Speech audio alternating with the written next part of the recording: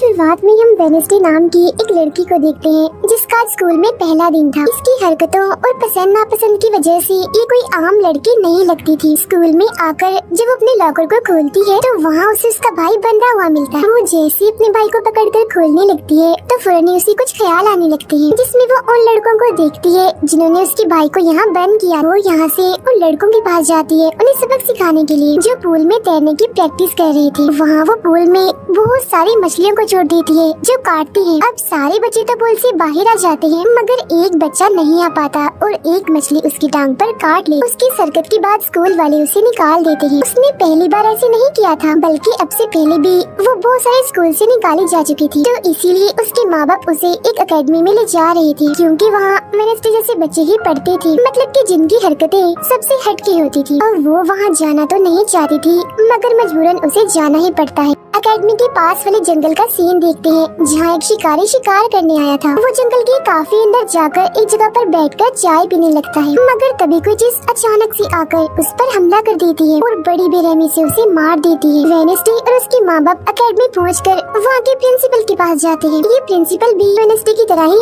Outcast होती है। Outcast में जलपरी, वेयरवुल्व्स, वैम्पायर्स, चुड़ैल और ऐसे लोग शामिल थे जिनमें जादुई ताकतें पाई जाती है। और इस तरह के ही सारे बच्चे इस अकेडमी में पढ़ते हैं। वेनेसडे के साथ जिसने कमरे में रहना था, यानी उसकी रूम में, उसने कमरे को काफी रंगीन बनाया हुआ था। इसीलिए सब कुछ वेनेसडे को पसंद नहीं आता, क्योंकि उसे तो बस काला रंग ही पसंद था। यहाँ का सारा माहौल देखकर वो मुंह बना लेती है। तब उसकी रूममेट उससे पूछती है, तुम ठीक हो ना, क्या हुआ तुम्हें? जिस पर उसके डैड जवाब देते हैं, मेरी बेटी बड़ी अजीब है, काफी बोर है और बस इसे तुम जिंदा लाश समझो। अपने डैड की ये बातें सुनकर वेनेसडे उन्हें घूरने लगती है। अब उसकी रूममेट उसे पूरी अकेडमी घुमा रही थी। तभी एक लड़का वहाँ आकर वेनेसडे से उसकी फेसबुक आईडी मांगता है, जिस पर वो कहती है, मैं कोई भी सोशल मीडिया इस्तेमाल नहीं करती, क्योंकि सोशल मीडिया हड्डियों को सड़ा देने वाली सिर्फ एक बीमारी है और कुछ भी नहीं। जाने से पहले वेनेसडे की मॉम उसे कहती है, अब तुम यहाँ से कभी भाग नहीं पाओ। जिस पर वो कहती है, देख लीजिएगा, मैं आपसे वादा करती हूँ कि जल्दी मैं यहाँ से भाग जाऊंगी। वहाँ से जाते वक्त उसके डैड वहाँ एक हाथ छोड़ देते हैं ताकि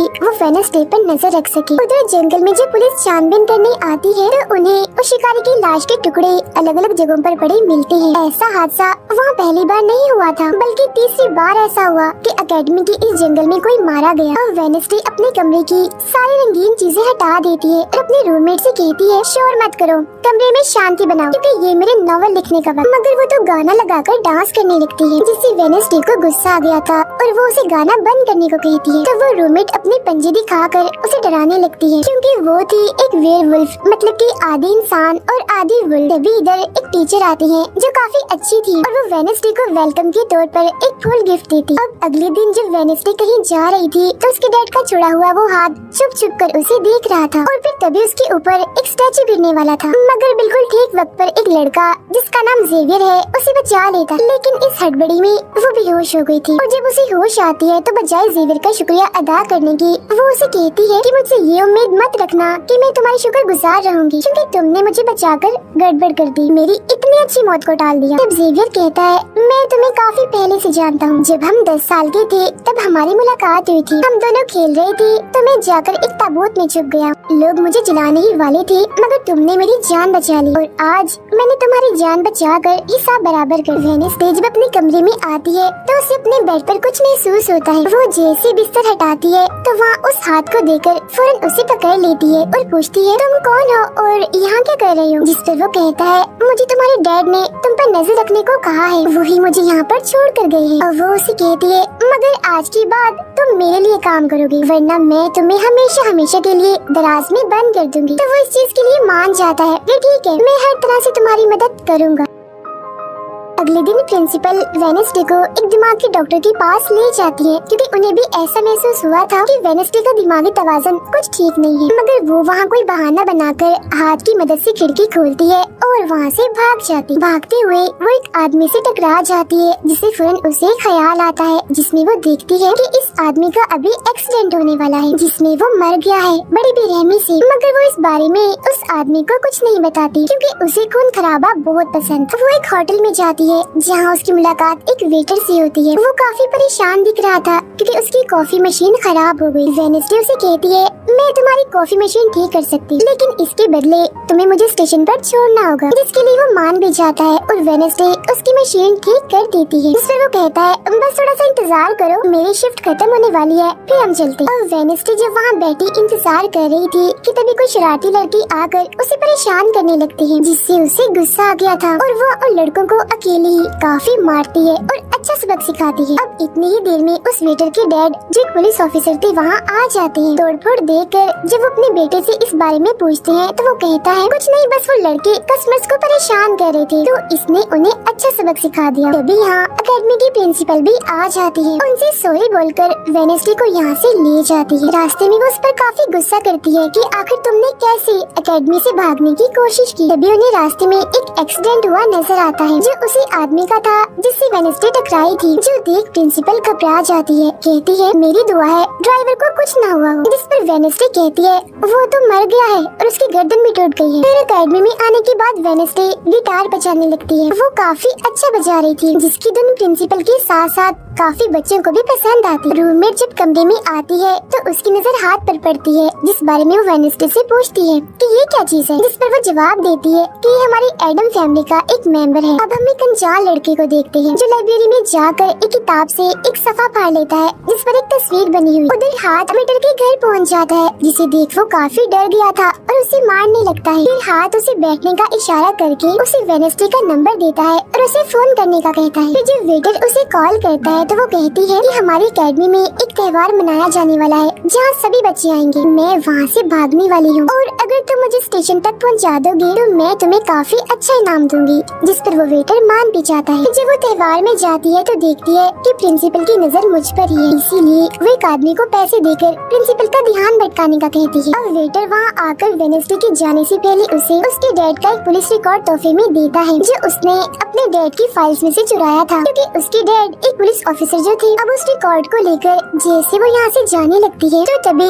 वो उस लड़के से टकरा जाती है जिसने बुक में से तस्वीर को फाड़ा था। टकराते ही वेडनेसडे को उस लड़के की मौत के ख्याल आने लगते हैं कि वो थोड़ी देर में मरने वाला है, जो बहुत ही भयानक थी। वो लड़का अब जंगल की तरफ जाने लगता है तो वेडनेसडे भी उसके पीछे जाती है और कहती है रुक जाओ, जंगल में मत जाओ, तुम्हारी जान को खतरा है, तुम मर जाओगे। मगर तभी वो उसे अपने जादू से उड़ाकर पेड़ पर लगा देता है और कहता है खतरा मुझे नहीं तुम्हें है, बल्कि तुम खुद ही खतरा हो और मैं सब लोगों को तुमसे बचा रहा हूँ। उस दिन स्टैचू को मैंने ही तुम्हारे ऊपर गिराया था। जिसके बाद वो उसे एक तस्वीर दिखाता है और कहता है इस तस्वीर में तुम ही हो जिसे मेरी मॉम ने 25 साल पहले बनाया था और ये उस वक्त की बात है जब वो इस अकेडमी में पढ़ती थी। मरने से पहले उन्होंने कहा था कि इस लड़की इन्हें तुम्हें मुझे रोकना होगा, नहीं तो तुम इस अकेडमी के साथ साथ पूरी दुनिया को ही तबाह कर दोगी। वो बस वेडनेसडे को मारने ही वाला था कि तभी एक बड़ा सा मॉन्स्टर आकर उस पर हमला कर देता है और बड़ी ही बेरहमी से उसे मार देता है। इसके बाद हम वेडनेसडे को उसके कमरे में देखते हैं, क्योंकि उसने यहाँ से भागने के इरादे को खत्म कर दिया था, क्योंकि अब उसके दिमाग में बहुत सारे सवाल थे, जैसे कि मैं इस दुनिया के लिए खतरा कैसे हूँ, एक मॉन्स्टर ने आखिर मेरी जान क्यों बचाई, और साथ ही उसके डैड के खिलाफ पुलिस रिपोर्ट जिसमें उसके डैड के ऊपर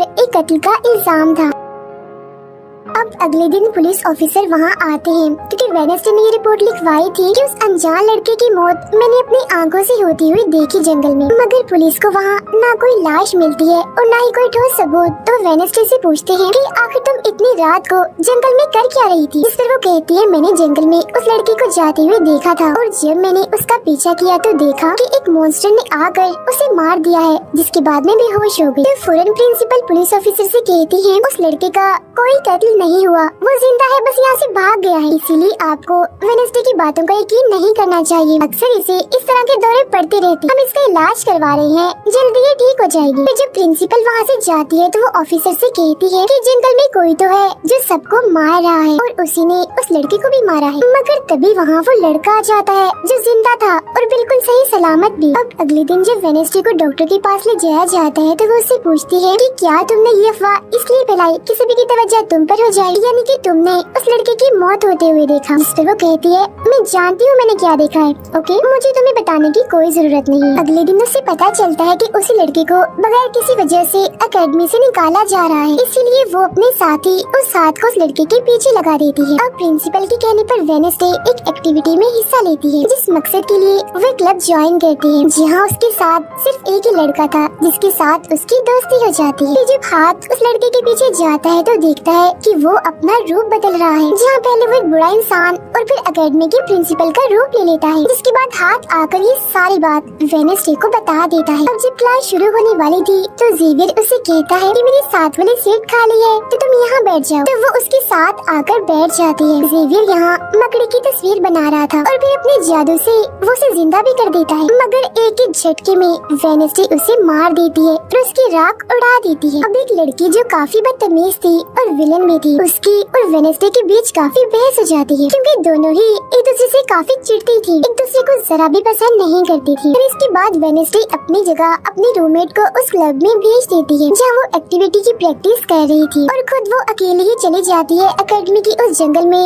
मॉन्स्टर को ढूंढने के लिए। वेडनेसडे को वहाँ उस अनजान लड़के का टूटा हुआ चश्मा भी मिलता है, वही अनजान लड़का जिसे मॉन्स्टर को मारता हुआ इसने देखा था। और अब जैसे ही वो इस चश्मे को छूती है तो लाइब्रेरी में उसे वहाँ एक किताब भी दिखती है, तो वो उस किताब को खोजने लाइब्रेरी में चली जाती है, मगर उसे वहाँ उस तरह की कोई भी किताब नहीं मिलती। जिसके बाद वो चुपके से जेवियर के कमरे में चली जाती है, क्योंकि वो लड़का और जेवियर एक ही कमरे में रहती थी। वेडनेसडे और हाथ यहाँ पर उस किताब को ढूंढ रहे थे, मगर तभी यहाँ जेवियर आ जाता है, जिस वजह से वो बेड के नीचे छुप जाते हैं। तभी जेवियर के पास वो विलन लड़की भी आती है और उसे कहती है तुम मुझसे क्यों नाराज हो, अच्छा गुस्सा छोड़ो सुलह कर लो, जिस पर वो मना कर देता है। अब उसके इनकार पर विलन लड़की को लगने लगता है कि ये सब वो वेडनेसडे की वजह से कर रहा है, इसीलिए वो कहती है कि कल मैं वेडनेसडे समेत तुम्हारे सभी साथियों की कश्तियों की धज्जियां उड़ाने वाले हूँ। बेड के नीचे छुपे वेडनेसडे और हाथ भी उसकी ये बात सुन लेती। कमरे में वापस आने के बाद वेडनेसडे अपने रूममेट से कहती है कि कल जो कश्तियों की रेस होने वाली है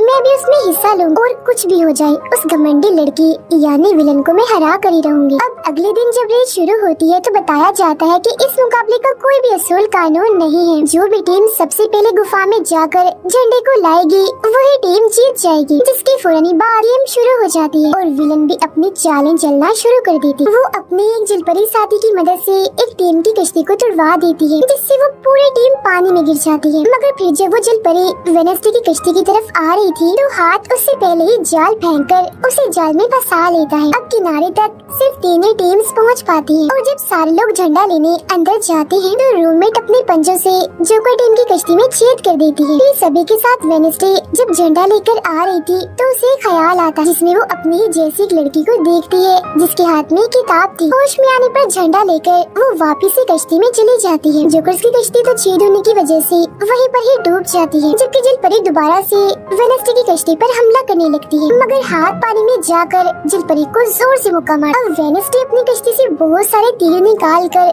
विलन की कश्ती में छेद कर देती है, जिससे उसकी कश्ती डूब जाती है और वेडनेसडे की टीम इस रेस को जीत जाती है। अब ये 4 साल में पहली बार हुआ था जब उस विलन को किसी ने हराया था, इसीलिए आज वो गुस्से में आग बबूला हुई। रात के वक्त वेडनेसडे एक स्टैचू के पास जाती है जिसके हाथ में किताब थी। किताब पर लिखी एक पहेली को जैसे ही वो सुलझाती है तो वहाँ एक रास्ता खुल जाता है। जैसे ही उसके अंदर जाती है तो देखती है कि यहाँ उसकी मॉम डैड के अलावा और भी बहुत सारे लोगों की तस्वीरें लगी हुई हैं। उसे वहाँ वो किताब भी मिल जाती है जिसकी वो तलाश कर रही थी, मगर जैसे वो उस किताब को वहाँ से लेकर जा रही थी कि तभी अचानक से कोई आकर उस पर हमला कर देता है, जिससे वो बेहोश हो जाती है। अब उसे जैसे होश आती है तो देखती है कि उसे कुछ लोगों ने बंदी बनाया हुआ है, जिन्होंने मास्क भी लगाए हुए थे, मगर उनकी आवाज सुनते ही वेडनेसडे उन्हें पहचान लेती है और कहती है कि मैंने तुम्हें पहचान लिया है, तुम अपने अपने मास्क हटा सकते हो। असल में ये लोग और कोई नहीं बल्कि विलन और उसके साथी थे। इसी दौरान वो अपनी रस्सी भी खोल चुकी थी और वहाँ से जाने लगती है, मगर जाते जाते वो कहती है तुम सब छोटे बच्चे हो, अगवा करना भी तुम्हें ठीक से नहीं आता। वापिस आने के बाद वो उस तस्वीर को किताब पर लगाकर मुकम्मल करती है, जिसे उस लड़के ने किताब से फाड़ लिया था और वो उसे पढ़ने लगती। अब अगले दिन प्रिंसिपल सभी बच्चों को एक प्रोजेक्ट देती है जिसमें उन्हें शहर की सारी दुकानों पर जाकर काम करना था। शहर पहुंचने के बाद वेडनेसडे जेवियर को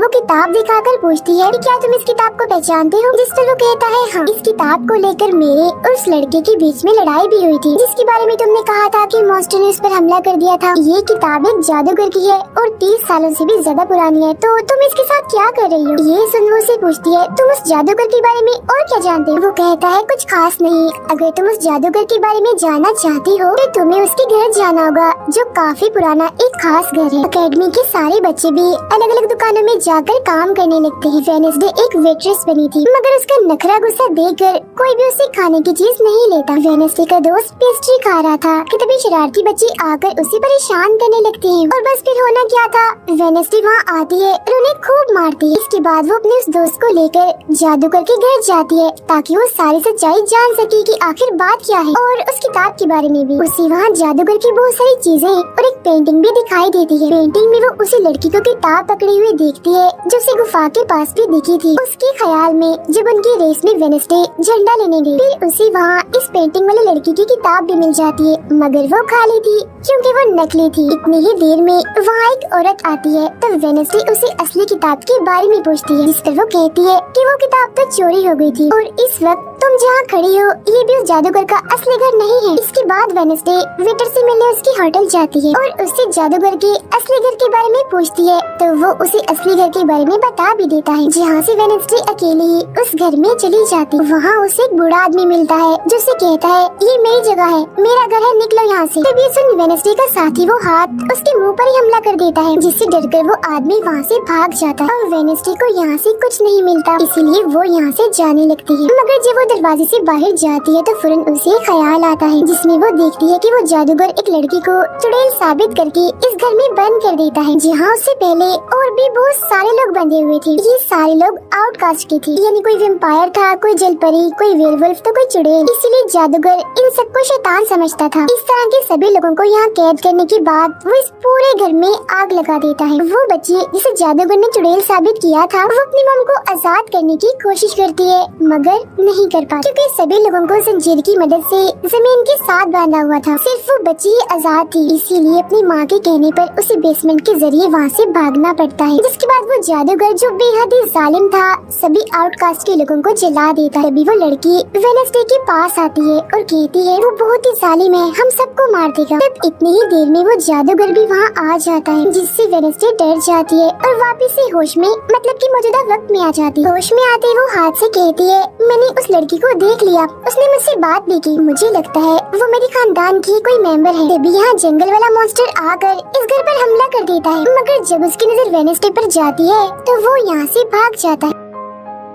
वेडनेसडे और हाथ उसका पीछा करते हैं, मगर देखते हैं कि मॉन्स्टर के कदमों के निशान तो इंसानी पैरों के निशान में बदल गए। अगले दिन उस जादूगर की मूर्ति को इज्जत के तौर पर इस जगह पर लगाया जाने वाला था, क्योंकि शहर के लोग तो उसे अपना हीरो ही मानते थे। और आज वेडनेसडे को वहाँ गिटार बजाने के लिए बुलाया गया था, लेकिन वो लोग जैसे मूर्ति लगाकर अपना काम करने लगते हैं तो तभी वो हाथ रेले फेंक कर मूर्ति को आग लगा देता है, क्योंकि वेडनेसडे के कहने पर उसने पहले ही मूर्ति पर पेट्रोल डाल दिया था। आग देखकर सारे लोग वहाँ से भाग जाते हैं, मगर वेडनेसडे अभी भी वहाँ बैठी गिटार बजा रही होती है। साथ ही वो मूर्ति को जलता हुआ देखकर खुश भी हो रही थी। अब प्रिंसिपल को वेडनेसडे पर ही शक था, मगर उसके खिलाफ प्रिंसिपल के पास कोई सबूत नहीं था। अब जादूगर के जिस पुराने घर में वेडनेसडे गई थी, जहाँ वो बूढ़ा आदमी था, वो अभी भी वही रुका हुआ था, मगर तभी वो मॉन्स्टर वहाँ आता है और उस बूढ़े आदमी पर हमला कर देता है। लेकिन मरते मरते वो बूढ़ा आदमी मॉन्स्टर की 2-3 तस्वीरें अपने कैमरा में बना ही लेता है। पुलिस को जब ये खबर मिलती है तो फौरन छानबीन करने पहुँच जाती है, जहाँ उन्हें बूढ़े आदमी के कैमरा से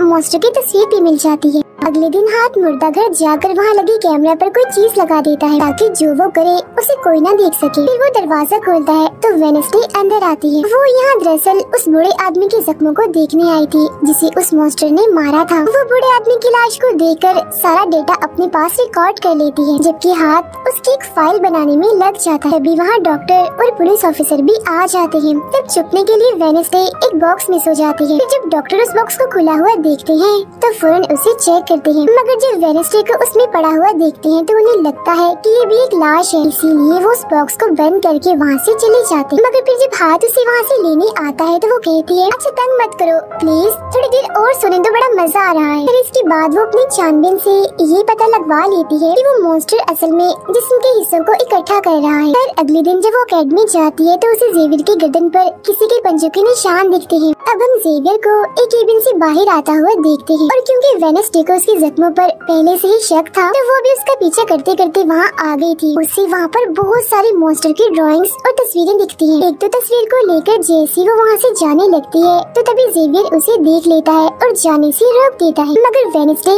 उसका ध्यान भटकाने के लिए उसे बस एक ही बात कह देती है कि क्या तुम आज रात होने वाली डांस पार्टी में मेरे साथ चलोगे। जिसके बाद वो जेवियर की बनाई मॉन्स्टर के ड्राइंग्स ले जाकर पुलिस ऑफिसर को दे देती है, जिस पर वो कहते हैं इससे हम किसी को भी नहीं पकड़ सकते, कोई ठोस सबूत लेकर आओ। अब वेडनेसडे अपनी सारी रिसर्च को अपने दोस्त के सामने रख देती है ताकि वो उसकी मदद कर सके। उनमें से एक ड्राइंग को देखकर उसका दोस्त कहता है कि मैं इस जगह के बारे में जानता हूँ। जिसके बाद वो वेडनेसडे को उस जगह पर ले जाता है जो एक गुफा थी, जिसके अंदर जाकर उन्हें बहुत सारी हड्डियाँ और एक हथकड़ी भी मिलती है। थोड़ा छानबीन करने पर उसे वहाँ एक नोकदार बड़ा सा नाखून भी मिलता है, जिसे वो अपने पास रख लेती है। जिसके बाद वो जेवियर के पेंटिंग वाले केबिन में जाती है और डस्टबिन से एक कपड़ा जिस पर खून लगा हुआ था उसे निकाल कर अपने पास रख लेती है। जैसे वो वहाँ से जाने लगती है तो तभी वहाँ जेवियर आ जाता है और उसे पूछता है तुम यहाँ मेरे केबिन में क्या कर रही हो। उसकी बात डालकर वो उसे पूछती है ये जो चोट तुम्हारी गर्दन पर है ये तुम्हें कैसी लगी। तब वो बताता है कि पिछले कुछ दिनों से ये मॉन्स्टर मेरे सपनों में आ रहा है, इसीलिए मैं इसकी ड्राइंग्स बनाता हूँ। मगर एक दिन मैंने अपने जादू पर से कंट्रोल खो दिया और ड्राइंग के अंदर से मॉन्स्टर की पंजरे निकलकर मुझे नोच लिया। लेकिन अब क्योंकि वेडनेसडे उस पर शक कर रही थी इसलिए वो उस पर काफी गुस्सा करता है और फौरन उसे यहाँ से जाने का कहता है। अब वेडनेसडे वो खून लगा कपड़ा और नाखून जाकर पुलिस ऑफिसर को दे देती है और कहती है ये लो ठोस सबूत और बेशक डीएनए टेस्ट करवा लो, मेरे ख्याल से इतना सबूत काफी होगा, है ना। वो अपने दोस्त के पास जाती है और कहती है कि डांस पार्टी में जाने के लिए हमारे साथ कोई नहीं है, तो हम ऐसा करते हैं डांस पार्टी में नहीं जाते बल्कि गुफा में जाकर मॉन्स्टर को ढूंढते। जिसके बाद रात को वेडनेसडे अपने दोस्त के साथ जंगल में जाने की तैयारी कर रही थी, मगर तभी उसके दरवाजे पर वेटर तैयार होकर आता है क्योंकि हाथ में उसे वेडनेसडे की तरफ से डांस पार्टी में चलने की दावत भेजी थी। अब क्योंकि वेटर काफी खुश था तो वेडनेसडे उसका दिल तोड़ना नहीं चाहती थी, इसीलिए वो अपनी गुफा में जाने वाले प्लान को खत्म करके वेटर के साथ पार्टी में जाने का फैसला करती है। जब वेडनेसडे वहाँ से जाने लगती है तो उसका दोस्त वहाँ आता है तो वो उसे कहती है आई एम सॉरी मैं पार्टी में जा रही हूँ, हम ऐसा करते हैं कल गुफा में जाएंगे। लेकिन उसका दोस्त बगैर बताए अकेला ही उस गुफा में चला जाता है। उधर पार्टी में सारे लोग आकर काफी एंजॉय कर रहे थे, सब लोग अपने अपने साथी को लेकर पार्टी में आए हुए थे, जहाँ जेवियर अपने साथ उस विलन लड़की को लाया था। लेकिन जब वेडनेसडे वेटर के साथ वहाँ आती है तो उन दोनों को साथ देकर जेवियर जलने लगता है। जब सब लोग डांस कर रहे थे तो वेडनेसडे की डांस करने के स्टाइल से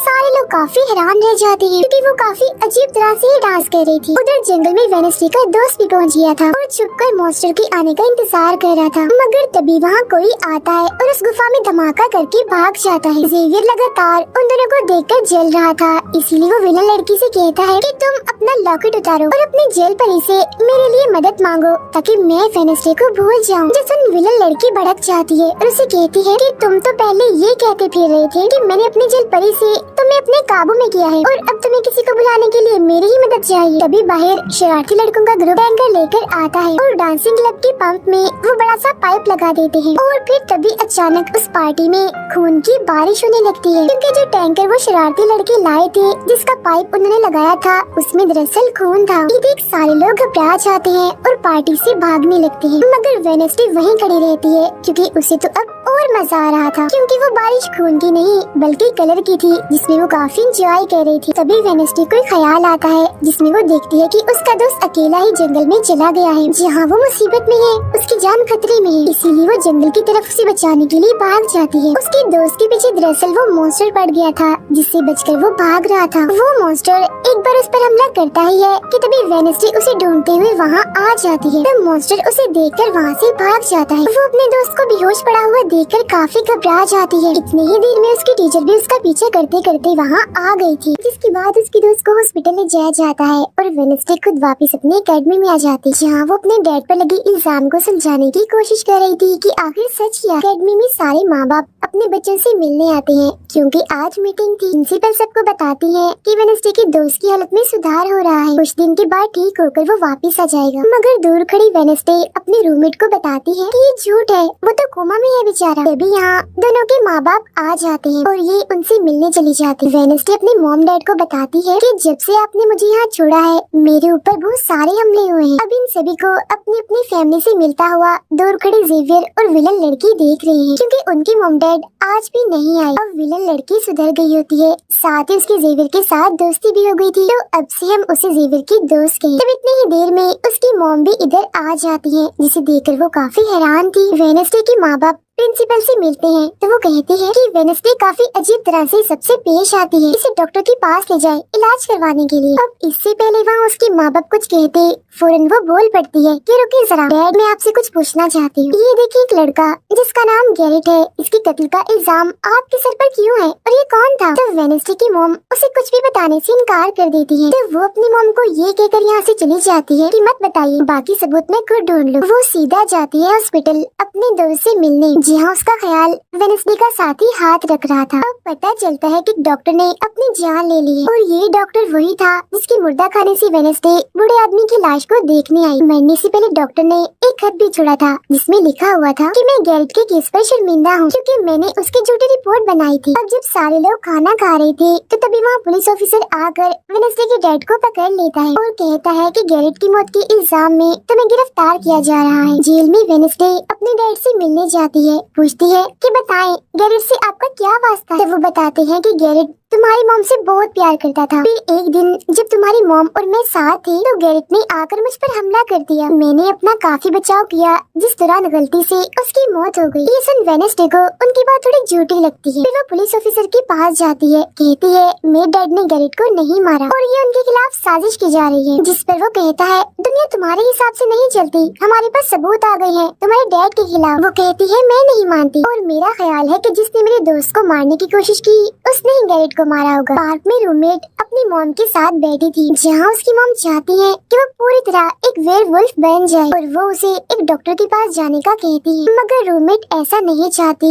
इसलिए वो यहाँ से चली जाती है। अब वेडनेसडे अपनी मॉम के पास जाती है ताकि वो सारी सच्चाई जान सके। उसकी मॉम खुफिया लाइब्रेरी में थी। वो अपनी मॉम से कहती है कि आपने मुझे इस अकेडमी में इसलिए भेजा ना ताकि मैं हमेशा आपकी परछाई बन के रहूं। जिस पर उसकी मॉम कहती है कि ये सिर्फ अकेडमी ही नहीं बल्कि पहले यहाँ एक ग्रुप हुआ करता था जिसकी बुनियाद तुम्हारे डैड की फैमिली की एक औरत ने रखी थी जिसका नाम गुडी था। वो कहती है मैं ये जानना चाहती हूँ कि डैड ने तो गैरेट को नहीं मारा तो फिर किसने मारा है? तब उसकी मॉम सच्चाई बताती है कि जब मैं वहाँ गई तो मैंने देखा कि तुम्हारे डैड और गैरेट आपस में लड़ रहे थे। मैंने उन्हें रोकने की कोशिश की मगर गैरेट तुम्हारे डैड को काफी बुरी तरह से मार रहा था। मैंने फौरन तलवार उठा ली और फिर जैसे गैरेट मेरे पास आने लगा तो तलवार उसके आर पार हो गई और वो मारा गया। मगर तुम्हारे डैड ने मेरी जान बचाने के लिए तलवार मुझसे ले ली ताकि सारा इल्जाम उन पर आ जाए। वेडनेसडे कहती है मगर मुझे पता चला था कि जब गैरेट मरा तो उसके मुंह से झाग निकल रहे थे। ऐसा तो सिर्फ तब होता है जब किसी ने जहर लिया। अब सच पता करने का सिर्फ एक ही रास्ता है, गैरेट की कब्र को खोदना। जिसके बाद वो अपनी मॉम के साथ मिलकर गैरेट की कब्र को खोद देती है और वहाँ से उसकी एक उंगली ले लेती है। मगर तभी इधर पुलिस आकर उन दोनों माँ बेटी को गिरफ्तार कर लेती है। जेल में वेडनेसडे गैरेट की उंगली अपने मॉम डैड को दिखाती है, कहती है कि उसकी मौत जहर से हुई थी। मगर जैसे उसके हाथ इस उंगली पर लगते हैं उसे फौरन एक ख्याल आता है जिसमें वो देखती है कि गैरेट के डैड ने उसे जहर दिया था ताकि वो इस पूरे अकेडमी के लोगों को मार डाले। मगर जब उसकी लड़ाई वेडनेसडे के डैड से हुई तो जहर की बोतल टूट गई जिससे सारा जहर गैरेट के अंदर चला गया, जिसका मतलब साफ था कि उसने वेडनेसडे के डैड को ही नहीं बल्कि पूरी अकेडमी को ही खत्म करने आया था। जेल से रिहा होने के बाद वेडनेसडे और उसकी मॉम मेयर के पास जाती है, कहती है आपने गैरेट की मौत के सच को छुपाया, उसकी मौत जहर से हुई थी न कि तलवार से और ये बात साबित भी हो गई है। जो सुन मेयर सब कुछ सच बता देता है, जिसके बाद वेडनेसडे के डैड को भी रिहा कर दिया जाता है। अब वेडनेसडे अपनी मॉम को बताती है कि मुझे बहुत ख्याल आते हैं, जिस पर उसकी मॉम कहती है कि ये खासियत हमारे खानदान में है, ख्याल सबको आते हैं, अगर ख्याल हमारे कंट्रोल में ना रहे तो ये हमें पागल बना सकते हैं, इसीलिए हमारे खानदान के पुराने लोग आकर हमें आसान रास्ता बताते हैं और ट्रेनिंग देते हैं। तो वेडनेसडे फौरन बोलती है जैसे गुडी एडम्स जिसके बारे में आपने बताया था कि वो मेरे डैड के खानदान की है, जिस पर उसकी मॉम कहती है कि मुझे नहीं पता, बहरहाल तुम होशियार रहना, क्योंकि गुडी एडम्स बदला चाहती थी जिसके चक्कर में वो खुद भी नहीं बच पाई। फिर सबके माँ बाप अपने अपने बच्चों से मिलकर जा रहे थे। रूममेट अपनी मॉम को कहती है, आप फिक्र मत करना, जब मुझे वेयरवुल्फ बनना होगा मैं बन जाऊंगी। जाने से पहले वेडनेसडे की मॉम उसे वही किताब देती है जो अक्सर प्रिंसिपल के पास हुआ करती थी। वो किताब लेकर वेडनेसडे प्रिंसिपल के पास जाती है, कहती है कि उस अनजान लड़की को आपने मारा था, मैंने देखा था, जिसके बारे में मैंने कहा था कि उसे मॉन्स्टर ने मारा है, क्योंकि वो आप ही हो जो खुद को बदल बदल कर लोगों को मार रही हो। मैं ये बात अब पुलिस को बता दूंगी। जिस पर प्रिंसिपल कहती है, नहीं, उसे मैंने नहीं मारा, बल्कि वो तो अपनी ताकतों पर से कंट्रोल खो बैठा था और उस दिन उसने तुम्हें मारने की भी कोशिश की थी। इनकी बातों के दौरान इन्हें बाहर से शोर सुनाई देता है। ये चेक करने जब वहाँ जाती है तो पता चलता है कि बाहर ग्राउंड में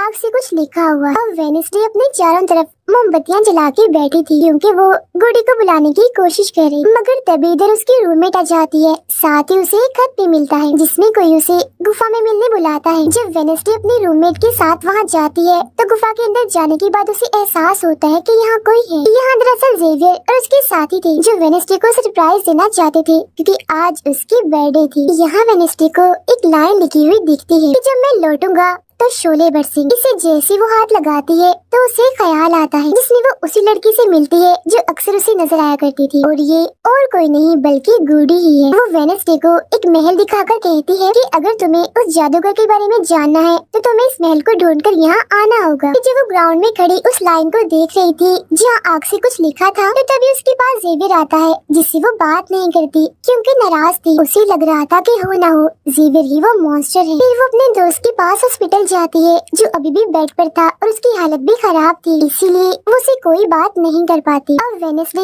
अपने दोस्त वेटर से मिलने जाती है और उसे उस महल जो गुडी ने दिखाया था उसकी तस्वीर दिखाकर पूछती है कि क्या तुम इस जगह के बारे में जानते हो, जिस पर वो मना कर देता। अब यहाँ तो उसका काम नहीं हुआ, इसीलिए उस तस्वीर को लेकर जेवियर के पास जाती है और उससे भी वही सवाल करती है कि क्या तुम इस जगह के बारे में जानते हो, मगर तभी उसकी नजर इसी महल की पेंटिंग पर जाती है जो जेवियर ने पहले से ही बनाई हुई थी, जिस पर वो बताता है कि ये जगह रात को मेरे सपने में आई थी तो मैंने इसे बना दिया। अच्छी बात ये थी कि जेवियर इस जगह के बारे में जानता भी था। तब उसे महल का पता लेकर वेडनेसडे वहाँ पहुँच जाती है जहाँ मेयर पहले से ही मौजूद था, और क्योंकि वो जान गया था कि असली कातिल कौन है तो वेडनेसडे उसकी गाड़ी में ही छुप जाती है। मगर जैसे मेयर की गाड़ी शहर में पहुँचती है तो कोई उनकी गाड़ी को ठोक देता है जिससे मेयर का एक्सीडेंट हो गया था। वो काफी जख्मी हो जाते हैं, उनकी हालत मरने वाली हो गई। फिर अब रात के वक्त वेडनेसडे वेटर और अपने रूममेट के साथ उसी महल में आती है। यहाँ उसे ऐसा महसूस होता है जैसे कोई इधर रह रहा है क्योंकि मोमबत्तियाँ गर्म थी और ये कमरा बिल्कुल साफ था। इतनी ही देर में वो मॉन्स्टर भी यहाँ आ जाता है जिससे बचने के लिए ये लोग छुप जाते हैं। ये लोग देखते हैं कि जिन जिन लोगों पर मॉन्स्टर ने हमला किया था उनके जिस्म के कटे हुए हिस्से यहाँ पर पड़े हुए हैं। अब वेडनेसडे अपने दोस्तों को मॉन्स्टर से बचाना चाहती थी, इसीलिए वो उन्हें यहाँ से ले जाती है। ये वेटर के घर जाते हैं जहाँ जैसे उसकी डैड आती है तो वेडनेसडे उन्हें कहती है कि मैं आपको कुछ दिखाना चाहती हूँ, क्योंकि वो पुलिस ऑफिसर जो थे वो जब उन्हें महल में ले जाती है तो वहाँ पर कुछ भी नहीं था। मतलब जिस्म के कटे हुए हिस्से जो पहले यहाँ पर रखे हुए थे अब वो वहाँ पर नहीं पड़े थे, जिससे पुलिस ऑफिसर को गुस्सा आ जाता है और वो कहते हैं कि आज के बाद तुम मेरे बेटे से नहीं मिलोगी। अब जब वेडनेसडे एकेडमी आती है तो वहाँ उसे प्रिंसिपल मिलती है जो कहती है कि तुम्हें मैंने कहीं भी जाने से मना किया था मगर तुमने मेरी बात ना मानकर अच्छा नहीं किया। जिस पर वो जवाब देती है, मैं सच का पता लगवाने गई थी इसीलिए मैं माफी नहीं मांगूंगी, मैंने कुछ गलत नहीं किया है। जिसके बाद वो प्रिंसिपल को एक पेंटिंग भी दिखाती है जिसमें वो जादूगर था और वेडनेसडे खुद थी। बताती है कि इसीलिए वो अनजान लड़का मुझे मारना चाहता था क्योंकि उसे लग रहा था कि एकेडमी के लिए मैं खतरा हूँ, मगर खतरा दुश्मन कातिल तो कोई और ही है, जबकि मैं तो इस एकेडमी और सबको बचाना चाह रही हूँ तो मुझे एक मौका मिलना चाहिए। प्रिंसिपल कहती है नहीं, तुम कहीं नहीं जाओगे, आगे से ऐसी कोई भी गलती की तो मैं तुम्हें एकेडमी से निकाल दूंगी। और वहाँ से वो ये कहकर चली जाती है। वो जब अपने कमरे में वापस आती है तो देखती है कि रूममेट अपना सामान पैक कर रही है क्योंकि वो यहाँ से जा रही है। वो गुस्से में वेडनेसडे से कहती है कि तुम्हें सिर्फ अपना काम ही निकलवाना आता है, फिर चाहे इसके लिए तुम्हारे दोस्तों की जान क्यों न चली जाए। आज वो अजीब सा मॉन्स्टर हमें भी मार देता। जिसके बाद वो यहाँ से चली जाती है। अब वेडनेसडे बिल्कुल अकेली रह गई थी, इसलिए कमरे में एक जगह बैठकर वो उस बॉक्स को देखने लगती है वो जादूगर के महल से चुरा कर लाई थी। उसे बॉक्स के नीचे एक खत मिलता है जिसमें वेडनेसडे की अपनी ही बहुत सारी तस्वीरें होती हैं। जो देख वो कहती है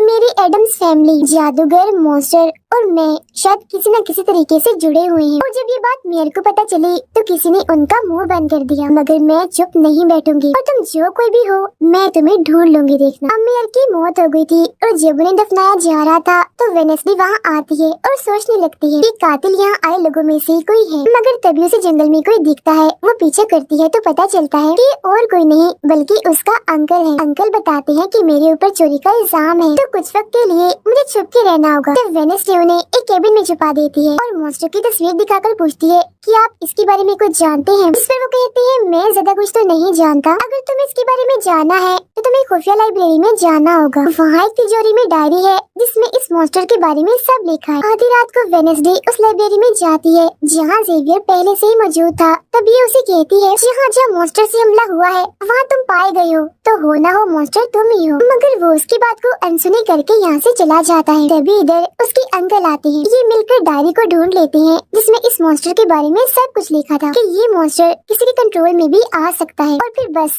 ये अपने मालिक के कहने पर ही काम करता है। रात के वक्त वो अपने साथी हाथ को कहती है कि मैं वेटर से मिलने जा रही हूँ, तब तक तू मेरी डायरी का ख्याल रखना। कि जब वेटर के साथ गुफा के अंदर जाती है तो देखती है कि यहाँ उसने गुफा को सजाया हुआ है क्योंकि वो उसे शादी के लिए पूछने वाला था। वापिस आकर वेनेसडे देखती है कि उसके कमरे का सारा सामान इधर उधर बिखरा पड़ा है और उसकी डायरी कोई चुरा कर यहाँ से ले गया है। फिर जैसे वो अपने साथी हाथ को देखती है तो घबरा जाती है क्योंकि उसकी हथेली में किसी ने चाकू आर पार कर दिया था और अब उसमें जान नहीं थी, वो मर गया था। फिर वो हाथ को लेकर जल्दी से अपने अंकल के पास आती है और दुखी होती हुई कहती है प्लीज अंकल कैसे भी करके हाथ को जिंदा कर दीजिए। तब अंकल बार बार बिजली के झटके उसे देते हैं जिससे वो जिंदा हो जाता है। वो उसे पूछती है अच्छा तुम पर हमला किसने किया था, जिस पर इशारों से वो बताता है कि मैंने नहीं देखा क्योंकि हमला पीछे से हुआ था। जिस पर वेनेसडे गुस्से से भर जाती है, कहती है चाहे कुछ भी हो जाए मैं उसे नहीं छोड़ूंगी, वो जो भी है। और वो प्रिंसिपल को आकर कहती है किसी ने मेरे कमरे में तोड़ फोड़ कर दी है, साथ ही कोई इस डायरी को भी चुरा कर ले गया है। वो कहती है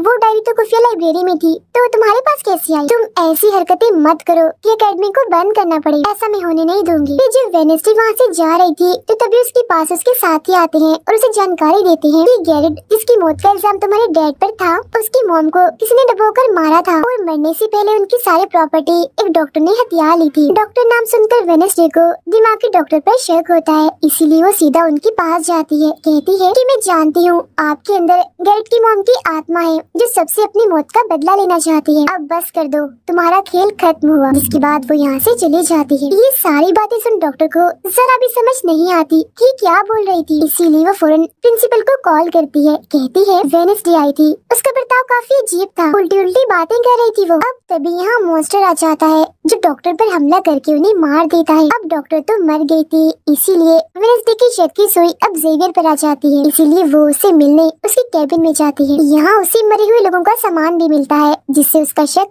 और पक्का हो जाता है। अब तभी इधर पुलिस भी आकर जेवियर को पकड़ लेती है क्योंकि पुलिस को यहाँ पर वेनेसडे ने ही बुलाया था। अब जब वेनेसडे कमरे में आती है तो उसकी रूममेट वापस आ गई थी। कहती है तुम्हारा और मेरा कोई ताल्लुक है, मैं तुम्हारे साथ रहना चाहती हूँ, मैंने तुम्हें और हाथ को बहुत याद किया। फिर इसके बाद वेनेसडे वेटर के पास जाती है जहाँ उसे फिर से कुछ ख्याल आने लगते हैं जिनमें वो देखती है कि मॉन्स्टर और कोई नहीं बल्कि वेटर ही है जिसे वो पसंद करती है। मगर फिलहाल वो उसे कुछ नहीं कहती, उसे एक जगह पर लाती है और फिर कहती है कि जेवियर को तो फंसाया जा रहा है जबकि असली मॉन्स्टर तो तुम ही हो, मगर वो इसके लिए बार बार मना करता है। तभी यहाँ वेनेसडे के सारे दोस्त भी आ जाते हैं और वेटर को पकड़कर कुर्सी से बांध देते हैं। अब वेनेसडे उस पर जुल्म करना चाहती है मगर उसके दोस्त ऐसा करना नहीं चाहते, इसीलिए वो यहाँ से चले जाते हैं। फिर जैसे ही वो वेटर को मारने के लिए आगे बढ़ती है कि तभी वेटर के डैड पुलिस ऑफिसर यहाँ आ जाते हैं और वेनेसडे को गिरफ्तार कर लेते हैं। हालांकि वो उन्हें कहती भी है कि असली कातिल आपका बेटा है, वही मॉन्स्टर है ये, मगर वो उसकी एक नहीं सुनते। फिर जब वो यहाँ से जा रही थी तो वेटर उसके पास आता है, कहता है कैसा लगा हारना, अभी तो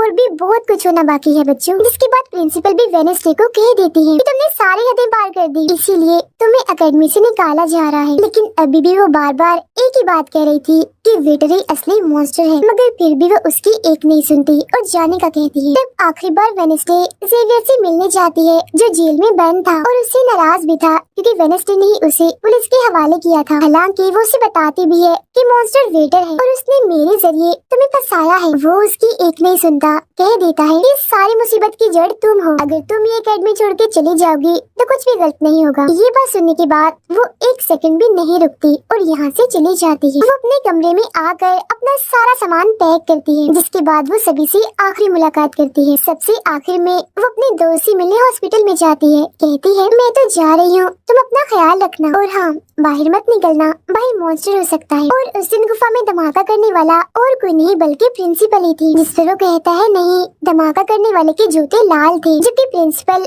कभी भी लाल जूते नहीं पहनती। ये बात सुनकर वेडनेसडे को पता चल जाता है कि असली कातिल कौन है। वो अपनी उसी टीचर के पास जाती है जिसे सब पसंद करते थे और कहती है बाकी लोग तो बिला वजह मारे गए हैं, जबकि असली कातिल तो तुम ही हो। तुमने ही वेटर को अपने कंट्रोल में करके उसे मॉन्स्टर बनाया और धीरे धीरे उसे अपना गुलाम बना लिया। अपने इशारों पर नचाकर लोगों को उसके जरिए मरवाया। तभी यहाँ वेटर भी आ जाता है, जिसे वो टीचर कहती है जल्दी करो, वेडनेसडे को मार दो। लेकिन दरअसल ये वेटर नहीं थी बल्कि प्रिंसिपल थी, जो रूप बदल कर यहाँ पर आई थी। और अब टीचर प्रिंसिपल के गले में जहर का इंजेक्शन घुसा देती है, जिससे प्रिंसिपल बेचारी मारी जाती है। फिर वो वेडनेसडे को भी बांध कर जादूगर की गुफा में ले आती है। गुफा में आकर वेडनेसडे को पता चल जाता है कि जिन मरे हुए लोगों के जिस्म के हिस्सों को इकट्ठा किया गया था वो दरअसल जादूगर को दोबारा से जिंदा करने के लिए किए गए थे। तभी यहाँ टीचर जो असली विलन थी वेडनेसडे को बताती है कि जब गुडी ने जादूगर को मारा था तो गुडी ने अपने खून से जादूगर की कब्र पर एक ताला लगा दिया था। और अब जादूगर को जिंदा करने के लिए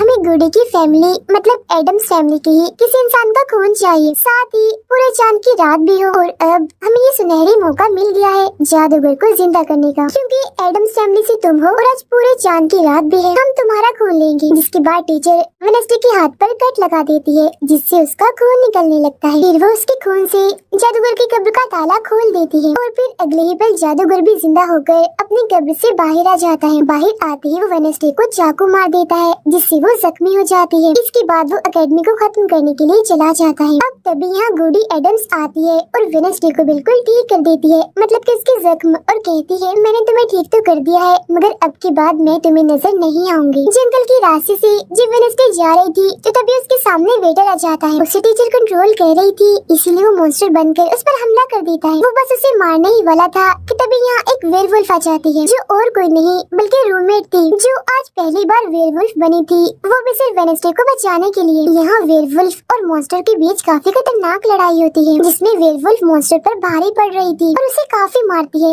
अच्छा मजा चखाती है। इसके बाद वेडनेसडे जादूगर से लड़ने उसे रोकने के लिए एकेडमी में आ जाती है, जहाँ वेडनेसडे को बचाने के लिए जेवियर पहुँच जाता है। अब जैसे जादूगर जेवियर को मारने वाला था तो तभी सामने वेडनेसडे आ गई थी और वो बेचारी खुद जख्मी हो जाती है, मगर फिर भी वो जेवियर को कहती है कि तुम यहाँ से जाओ और बाकी एकेडमी वालों को बाहर निकालो, क्योंकि ये हम जैसे आउटकास्ट के लोगों को नहीं छोड़ेगा। जिसके बाद वो फिर से खड़ी हो जाती है, उसके हाथ में तलवार भी थी, जिसकी मदद से वो जादूगर से लड़ती है, मगर जादूगर काफी ताकतवर था, इसीलिए वो उसके सामने नहीं टिक पाती। वो बस उसे मारने ही वाला था कि तभी इधर जेवियर की दोस्त आकर जादूगर का ध्यान भटका देती है, जिस दौरान मौका देकर वेडनेसडे उठती है और तलवार के एक टुकड़े को जादूगर के दिल के आर पार कर देती है, क्योंकि ऐसा उसे गुडी एडम्स ने करने को कहा था। जी हाँ, जादूगर एक बार फिर से मर जाता है और उसका जिस्म जलने लगता है और राख बनकर उड़ जाता है। जादूगर के मरते ही यहाँ वो टीचर आ जाती है, जिसके हाथ में गन थी, जिसे वो वेडनेसडे पर तान देती है, क्योंकि वो उसे मारना चाहती है। मगर तभी यहाँ वेडनेसडे का दोस्त भी आ गया था, जिसके पास बहुत सारी मधुमक्खियाँ थी। वो उन सभी मधुमक्खियों को टीचर पर छोड़ देता है, जिससे उसका भी काम तमाम हो जाता है। जब वेडनेसडे अपने मिशन में कामयाब होकर बाहर आती है, जहाँ सारे लोग खड़े थे, तो वो वहाँ अपने रूममेट को भी देखती है, जो अब वेयरवुल्फ से अपने असली रूप में आ गई थी। यहाँ वो दोनों पहली बार गले मिलते हैं, मगर हैरत अब वेडनेसडे को